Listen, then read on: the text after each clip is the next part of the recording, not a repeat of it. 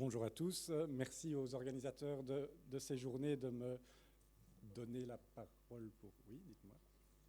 Oui, Ah oui, je l'avais je mis, mais il préfère. est reparti. C'est plus facile pour moi. C'est plus Par contre, facile. vous n'avez pas avec le PDF, vous n'avez pas le retour langue. Il ne s'affiche plus. Désolée. Mais je viens de l'afficher et il vient de partir. Je ne sais pas pourquoi. On y est. Ouais, c'est celui-là. Oui, voilà. Ah non. Pas non. Alors, on va faire ça. Vu que de toute façon, vous n'avez pas le retour. Moi, je suis tout le temps. Non, essayez super. juste la flèche pour le Bien. Donc, une nouvelle fois, merci aux organisateurs de ces journées de me donner la parole pour vous parler de ce bâtiment de Roger Bastin, qui est la bibliothèque universitaire Moretus-Plantin, un bâtiment à Namur, qui a été terminé en 1979 et qui fait aujourd'hui l'objet de travaux de rénovation. Alors, je suis architecte, j'ai également écrit un livre qui retrace tout l'historique, je dirais, de la construction des bâtiments de Roger Bastin pour l'Université de Namur. Et j'accompagne également les architectes qui ont été choisis pour rénover ce bâtiment. C'est donc en ces qualités que je m'adresse à vous. Alors, le bâtiment, quel est-il? Eh bien, c'est celui-ci. Donc, vous découvrez ce bâtiment qui est en fait composé de plusieurs lignes. Je dirais une partie basse, un socle qui abrite des niveaux de parking souterrain et des niveaux de réserve. Une partie intermédiaire, c'est précis ce bazar, une partie intermédiaire ici qui est l'étage de l'administration qui en fait articule les niveaux supérieurs qui sont plutôt les étages nobles de la bibliothèque avec les niveaux lecture. Et enfin, la partie supérieure qui est une tour qui est en fait les étages qui abritent les réserves à livres. La partie inférieure, c'est un forum qui permet de gérer la déclivité du terrain entre est-ouest et nord-sud avec plus ou moins un niveau d'écart. Donc, pour parler de ce bâtiment, pour le situer plus exactement dans le contexte, donc voici le centre-ville de Namur. Voici une mise en évidence des bâtiments principaux de l'université, avec ici la bibliothèque, avec les autres bâtiments que Roger Bastin a fait, les bâtiments historiques, je dirais, de l'université de Namur, et puis ici l'arsenal de Vauban, qui a été rénové par Roger Bastin juste après la bibliothèque d'ailleurs. On reconnaît la Sambre en partie basse, un petit bout de la Meuse ici en partie haute. Et donc voilà ici une mise en évidence des bâtiments sur lesquels Roger Bastin est intervenu. Alors pour parler de ce projet, il est très intéressant de faire un petit retour un peu en arrière par rapport à la construction du bâtiment à proprement parler, un retour qui nous emmène en 1969, quand le père Denis accède au rectorat de l'université. En fait, on est dans un contexte où les universités doivent considérablement augmenter le nombre de places d'accueil pour différentes raisons, notamment liées au baby-boom. Mais toujours est-il que le père Denis, lui, ne souhaite pas que l'université de Namur s'agrandissent ponctuellement, bâtiment par bâtiment. Il souhaite avoir une vision d'ensemble sur toutes les opérations qui vont être effectuées. Et il va confier à Roger Bastin la mission de d'abord créer un master plan qui va définir, qui va organiser les constructions. Et ce master plan, en fait, il va l'organiser autour de 4 points. Tout d'abord, une continuité des circulations et des liaisons dans le campus par l'étagement de celle-ci. Donc il y a une volonté de créer des continuités horizontales indépendamment du circuit, du tracé du Villers. La séparation des circulations mécaniques et piétonnes, ça c'est un grand principe du mouvement moderne qui a été mis en place par la Charte d'Athènes lors du 4e congrès d'architecture internationale moderne. Donc vous savez, ce fameux congrès qui réunissait toutes les grandes sommités de l'architecture moderne, dont Le Corbusier, qui partent de Marseille, qui vont jusqu'à Athènes et qui développent toute une série de points pour établir ce qu'est la ville moderne. Le but n'est pas de dire que Roger Bastin va intégrer la Charte d'Athènes ici à Namur. Ce n'est pas du tout le cas. L'un des grands leitmotifs de la Charte d'Athènes, c'est tabula rasa, donc on casse tout et on recommence. Or, ici, Roger Bastin va plutôt faire l'inverse, il va plutôt retisser le centre-ville. Ensuite, le 3e point, la création de sols artificiels. Il y a la volonté, par la création de ces bâtiments, de définir de nouveaux espaces urbains. Et ensuite, le 4e point, maintenir les bâtiments à une hauteur relativement basse pour mettre en évidence les points hauts de la ville de Namur, la coupole de la cathédrale, le beffroi, mais il a surtout un but un peu caché qui est de mettre en évidence la bibliothèque qu'il souhaite être une tour. Voici l'illustration du master plan de Roger Bastin à travers une maquette. C'est la toute première maquette qui a été construite. On reconnaît la faculté de droit, la future faculté d'informatique. À l'arrière, un prémisse de ce qui est, je dirais, la gestion des bâtiments des sciences. Et puis au centre, la bibliothèque, avec ici cette amorce de tour. Et on voit que c'est une architecture qui se développe très horizontalement, en pressant des connexions entre tous les bâtiments, autant fonctionnels qu'architecturales, avec des bâtiments qui font la part belle aux fenêtres en bandeau. Voici ici le plan d'implantation, je dirais, le plus abouti, avec les constructions telles qu'elles seront prévues. La faculté de droit, qui sera construite entre 71 et 73, la faculté d'informatique, qui sera construite entre 72 et 73, et au même moment, le département de chimie, qui est une extension de la faculté des sciences qui était dans ce bâtiment-ci. Et au centre de la composition, on retrouve la bibliothèque universitaire, qui a pour but de relier tous les bâtiments. Il y a des connexions, je dirais, volumétriques entre les bâtiments, mais elles ne sont pas suivies de connexions fonctionnelles. Mais donc, il y a bien cette volonté que la bibliothèque, elle est au centre d'un ensemble homogène architecturalement parlant. Un des points d'attention de Roger Bastin, je tiens quand même à préciser que Roger Bastin, il travaillait essentiellement en équipe, notamment avec la collaboration de Guy Vanos et de toute une série d'architectes qui sont passés dans son bureau et qui ont travaillé avec lui sur ce projet. Comme il y a plus ou moins 10 ans de conception, il y a un certain nombre d'autres architectes stagiaires qui sont passés. C'est quand même utile de le rappeler qu'autour d'une grande figure, il y a quand même aussi toute une série d'autres personnes. Dans ce schéma, Roger Bastin désigne en réalité désigne en fait les circulations qui vont d'est en ouest, les circulations piétonnes surtout, car il se sert en réalité de cette opportunité urbaine pour recréer des connexions piétonnes entre le parc Louise-Marie, qui est un parc urbain plutôt ici situé à l'est, et le centre-ville qui est plutôt situé à l'ouest. Cette partie ici de la légende, c'est le palais de justice de Namur, enfin futur ex-palais de justice de Namur. Et comme je vous le disais, l'objectif secret de Roger Bastin, enfin secret au début, puis fortement avoué par après, était de réaliser une tour pour la bibliothèque. En voici 2 exemples. Alors, une tour en plein centre-ville de Namur, ça a fait un tollé. Ça ferait toujours un tollé d'ailleurs autant à l'époque. Et la solution a été de coucher la tour sur son flanc, ce qui permet d'élargir la base et en fait de lui donner une hauteur beaucoup plus raisonnable. En 76, le projet définitif est accepté, vous allez le voir juste après. Début du chantier en 77, et voici des photos du chantier qui démontrent un peu l'ampleur de ce chantier, ampleur qui est fortement accentuée par le fait que Roger Bastin utilisait dans toutes ses architectures du béton brut de décoffrage coulé entre voliges, et on voit que ça demande un certain équipement.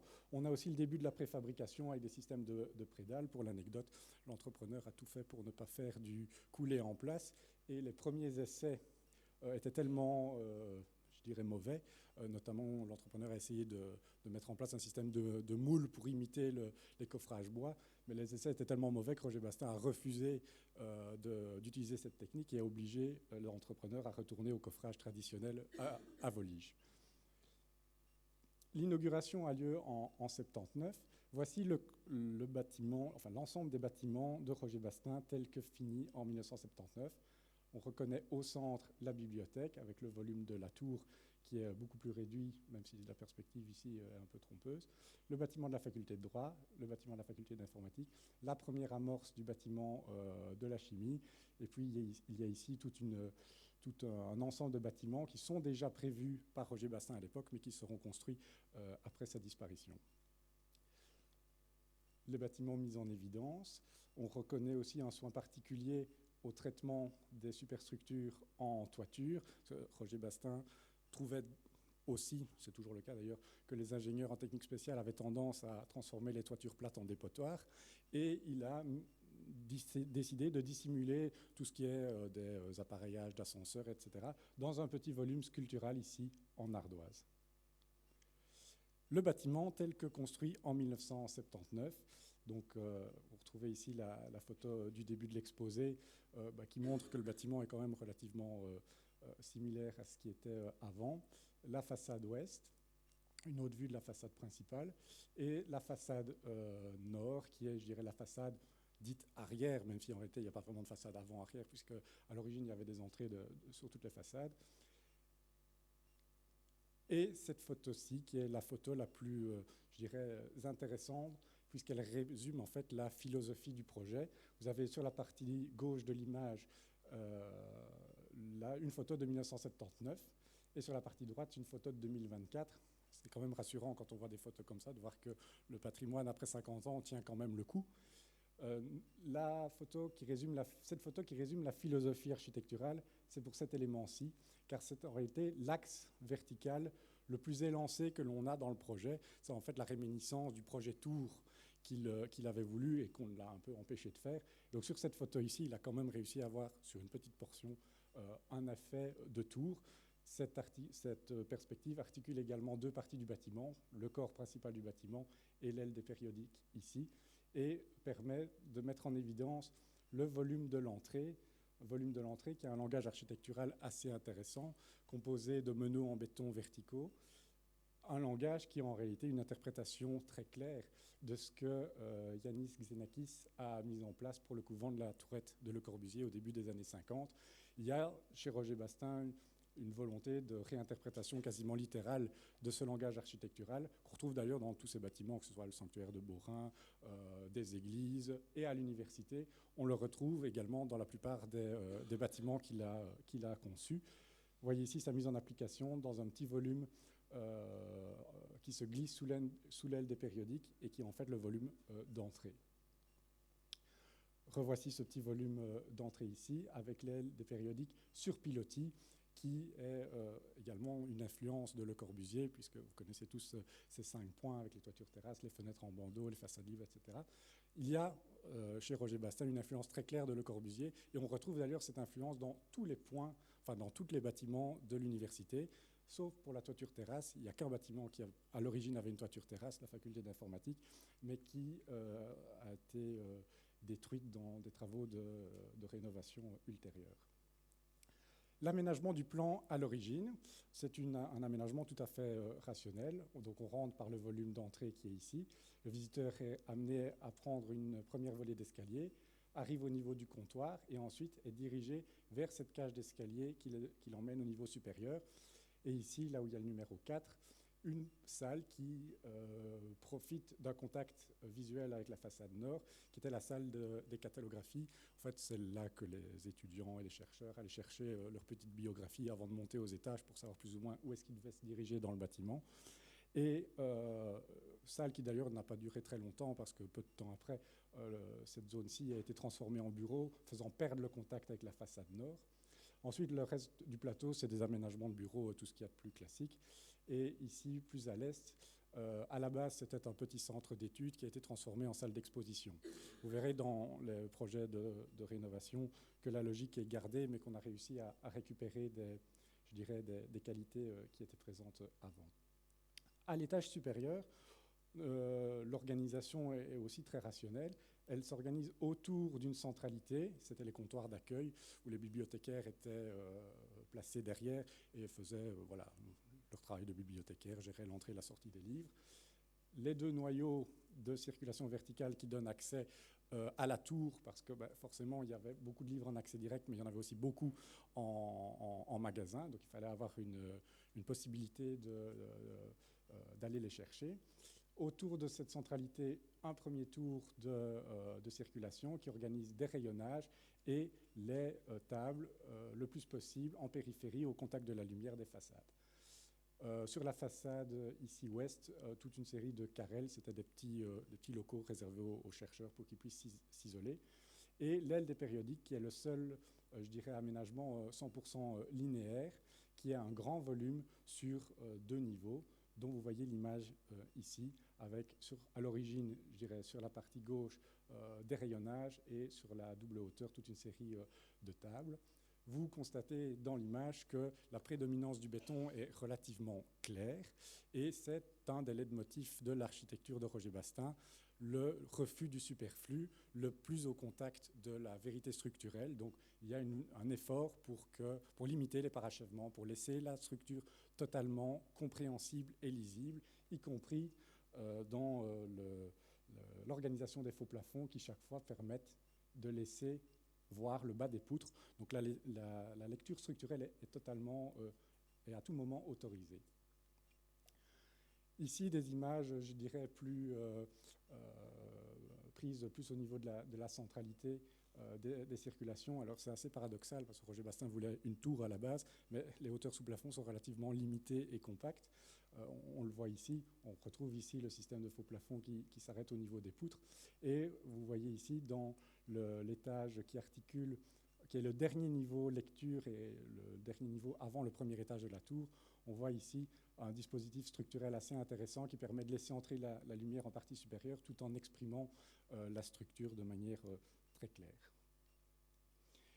Et puis ici, cet espace, plus ou moins en espace central, de nouveau une double hauteur. À l'origine, c'était une zone d'attente qui très vite a été utilisée en pôle informatique. La photo a été prise juste avant le déménagement. Donc on reconnaît les tables, mais il n'y a déjà plus beaucoup de choses à l'intérieur. Dans le projet de rénovation, on a utilisé cet espace à des fins, je dirais, un peu différentes. Et ici, le moment de bravoure architecturale le plus intéressant à l'intérieur, ce système de lanterneau-zénithaux qui permet à la lumière de venir longer les voiles en béton et tomber sur les tables de lecture à leurs pieds. Un système qui est autorisé par la mise en retrait du niveau supérieur en mezzanine et qui permet également des connexions, je dirais, entre étages. C'est d'ailleurs un assez beau moment d'architecture qui est présent sur toute la façade nord et la façade ouest et qui fonctionne vraiment très bien. Ensuite, on va faire un bond dans le temps de plusieurs décennies. En 2022, bon voilà, on sait tous qu'il y a eu le Covid, il y a un grand plan de relance qui a été mis en place pour faire repartir l'économie, qui a distribué plein de subsides, qui a donné l'opportunité à toute une série de projets, notamment de rénovation énergétique, de se faire. Et l'Université de Namur a lancé une procédure de sélection d'auteurs de projets dont voici l'ensemble des participants à AVE Architecte. Pour la petite anecdote, bureau retenu lauréat, c'est l'acronyme de Atelier d'architecture Van Oost. C'est en réalité les fils Van Oost, donc le collaborateur de Roger Bastin sur la bibliothèque qui a gagné le concours. Et c'est eux que j'assiste lors des études et lors du chantier. Le projet s'articule en 3 parties. Donc, il y a tout d'abord une rénovation énergétique de l'enveloppe avec la volonté de réduire de 50% les émissions, l'emprise énergétique du bâtiment, donc les consommations, tout en étant très très respectueux de l'architecture de Roger Bastin. Ensuite, il y a un réaménagement intérieur en learning center, parce que forcément la bibliothèque est restée dans son jus, on va dire, pendant 40-50 ans, et on a besoin surtout les utilisateurs et les étudiants ont besoin de retrouver des espaces plus contemporains. Et ensuite, le dernier point, c'est la création d'une extension d'un espace de restauration, et ça, c'est le point qui a été le plus compliqué à gérer. Alors, malheureusement, les travaux ayant commencé au 31 mars, je ne peux pas vraiment vous donner de photos de l'état d'avancement. Je vous verrai quand même quelques photos un peu plus précises. Donc, je suis un peu réduit à vous faire un catalogue de bonnes intentions coulées quand même dans le marbre puisque l'entrepreneur va les faire. On a eu la très très bonne surprise de se rendre compte que les façades étaient isolées, que ce soit par l'intérieur ou par l'extérieur, pas grand-chose. 3 cm de pire, mais ce qui est suffisant pour rendre le démantèlement des façades et le remplacement des façades totalement inutile, puisqu'on a un retour sur investissement. On a un retour sur investissement qui oscille entre 70 et 120 ans. Donc, ce n'est pas spécialement vers ça que la rationalité budgétaire nous guide, ce qui permet du coup de les nettoyer et de garder l'authenticité du bâtiment, puisque pour préserver le patrimoine, rien de mieux que de garder le patrimoine. Il y a aussi toute une série d'opérations qui vont être refaites, qui vont être menées. Donc, on va remplacer les toitures, mettre des panneaux solaires. Il y a tout un travail de relighting qui est prévu une rénovation très large des parachèvements à l'intérieur, puisqu'on va transformer en learning center. Et un travail de sécurisation, mais bon, voilà, rien je dirais, d'impactant sur le patrimoine, puisque le bâtiment tel que vous le voyez là sur l'image, avant, après, ce sera plus ou moins le même. On remplace aussi les châssis à l'identique que de l'existant, donc on a vraiment une approche sur la façade qui est plus proche de la restauration que de la rénovation. Voici l'aménagement en plan du projet de rénovation de Learning Center. Donc, comme à l'origine, on rentre toujours par le même volume d'entrée, on est toujours conduit par le même escalier. Ensuite, le comptoir d'accueil revêt ici une nouvelle position et on est ensuite dirigé vers la même cage d'escalier.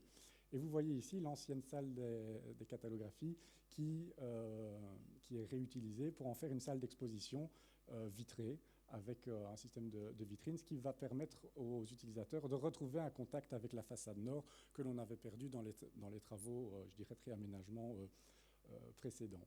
La façade ouest est aménagée en une cafétéria, ce qui va permettre d'activer aussi cette façade ici le long de la rue publique, parce qu'une salle d'exposition, ce n'est pas ce qu'il y a de plus dynamique vis-à-vis de l'espace public.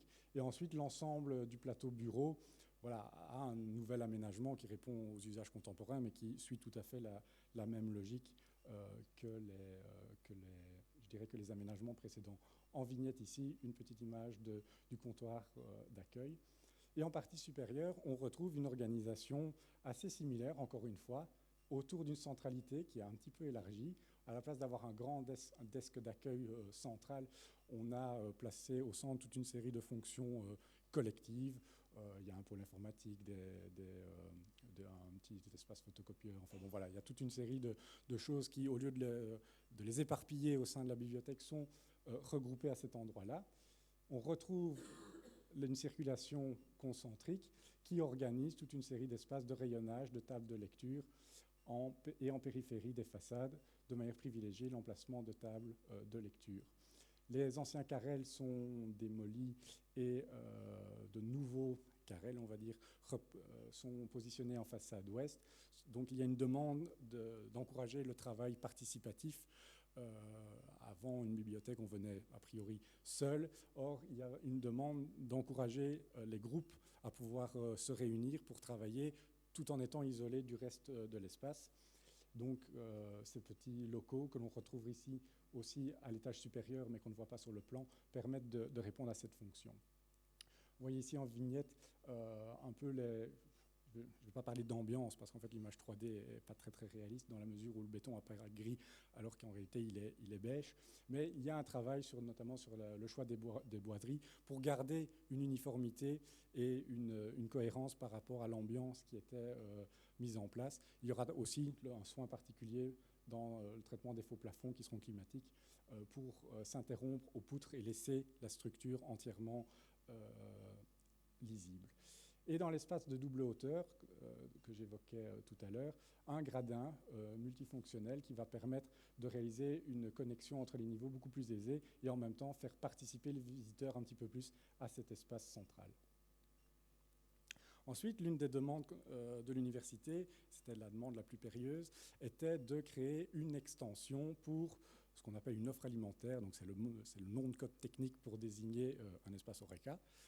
Et cette offre alimentaire, les services techniques de l'université avaient prédéterminé un espace qui semblait opportun selon eux, à savoir combler l'espace sous l'aile des périodiques, donc combler ici l'espace des pilotis, avec une liaison ici entre les deux volumes. Alors, ça ne fonctionnait pas pour toute une série de problèmes techniques dont je vais vous passer le détail, mais l'une des contraintes majeures, c'était la hauteur libre disponible. Et d'ailleurs, parmi les 3 participants au concours, aucun n'a fait le choix de respecter cette indication. Le choix qui a été fait est différent. Il se base en fait sur les principes du master plan de Roger Bastin, à savoir la continuité des circulations et l'étagement de celles-ci, et surtout la création de surfaces horizontales en toiture terrasse avec des jardins et des lieux de rencontre. Et donc le choix qui a été fait, c'est de sélectionner l'emprise des gradins pour inscrire le périmètre du nouveau bâtiment dont la toiture en fait est le prolongement du parvis parvis qui du coup se décline en toiture, en jardin suspendu, avec également la reprise du parapet que Roger Bassin avait mis en place et qui se limitait un peu avant. On le prolonge pour encercler le projet et on place en partie inférieure le restaurant, ce qui permet de réaménager le forum en deux parties, partie haute, jardin suspendu, partie basse, plutôt en terrasse. Alors, les images, pour le coup, rendent de manière assez mal l'aménagement paysager, parce qu'au moment où les images ont été faites, le paysagisme n'était pas encore tout à fait au point, donc voilà. Mais l'espace sera beaucoup plus vert et qualitatif en partie basse. Et donc les travaux ont commencé en 2025, le 31 mars. Voici un petit clin d'œil aux entreprises qui vont être sur le qui-vive pendant 1 an et demi, 2 ans. Et voici les travaux tels qu'ils se présentent aujourd'hui, avec les gradins qui vivent leurs dernières heures, plutôt derniers jours. L'emplacement de l'offre alimentaire étant celui-ci. Et voici les travaux à l'intérieur tels qu'ils sont il y a une semaine, à savoir on fait du désamiantage et on démonte les parachèvements et les techniques spéciales existantes qui vont être totalement remplacées. Et c'est intéressant de voir que quand on enlève les faux plafonds, eh ben, on retrouve la lisibilité complète de la structure, ce qui est bien la preuve qu'il y avait un effort déjà à l'époque pour gérer les parachèvements, ce système de faux plafond, afin de continuer le langage structurel et le rendre bien lisible. Vous voyez que l'entrepreneur a mis en place toute une série de protections sur le béton, parce qu'on l'a briefé de manière transversale et longitudinale. Il est bien au courant qu'il ne doit rien faire sur ce béton. Et ensuite, pour terminer, je dirais, le voyage, un petit saut dans le futur avec en 2026 une finalisation des travaux subsidiés et puis surtout en 2027 la finalisation complète des travaux avec une réouverture au public. J'espère vous avoir fait à la fois découvrir le projet initial et en même temps le projet futur de manière la plus synthétique mais précise possible. Je vous remercie.